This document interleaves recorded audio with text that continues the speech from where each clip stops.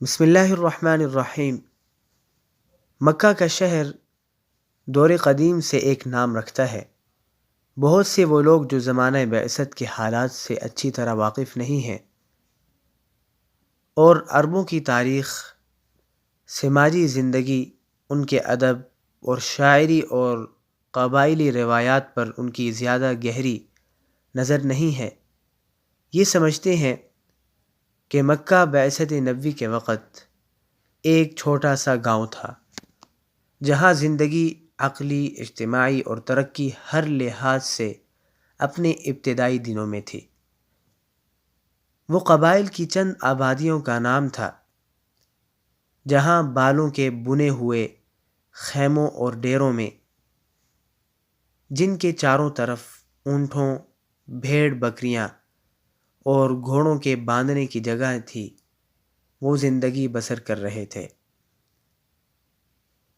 وہ زیادہ تر وادیوں کے کنارے اور پہاڑوں کے دامن میں پھیلے ہوئے تھے۔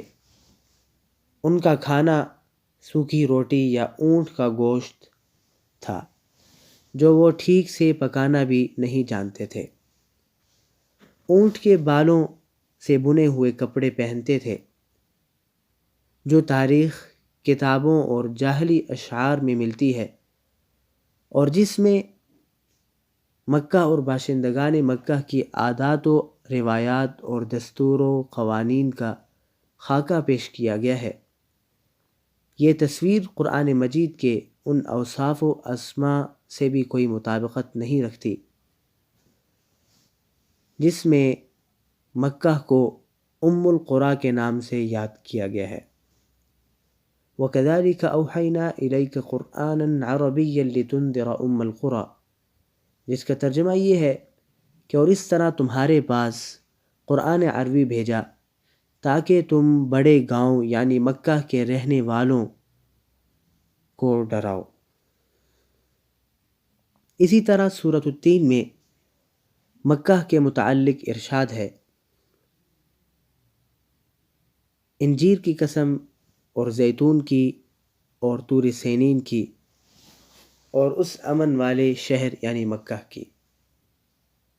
واقعہ یہ ہے کہ مکہ 5ویں صدی عیسوی کے درمیان ہی میں دور جہالت سے دور تہذیب میں داخل ہو چکا تھا۔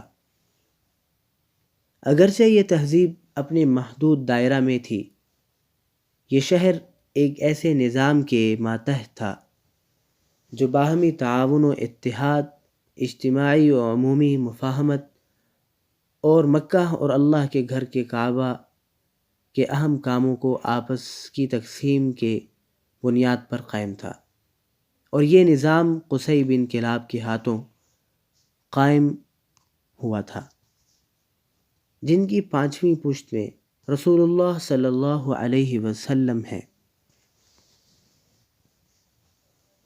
ابتدا میں مکہ کی آبادی قدرتی طور پر بہت محدود تھی۔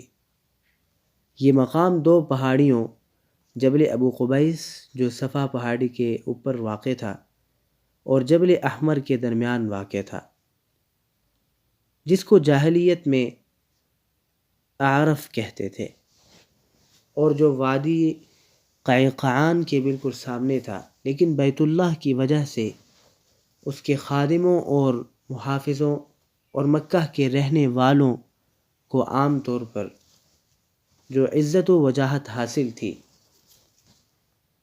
نیز وہاں جو غیر معمولی امن و سکون تھا، اس کی وجہ سے ان قبائل کے لیے مکہ میں بڑی کشش تھی۔ چنانچہ اس کی آبادی زمانہ کے ساتھ خود بخود بڑھتی گئی۔ خیموں کی جگہ پتھر یا گارے کے بنے ہوئے مکانات تعمیر ہو گئے، اور آبادی کی یہ لہر مسجد حرام سے مکہ تک پھیل گئی۔ ابتدا میں یہ لوگ اپنے مکانات کی چھتیں بھی بیت اللہ کی طرح چورس شکل کی نہ بناتے تھے، اور محسوس کرتے تھے کہ یہ ایک طرح کی بے ادبی ہے۔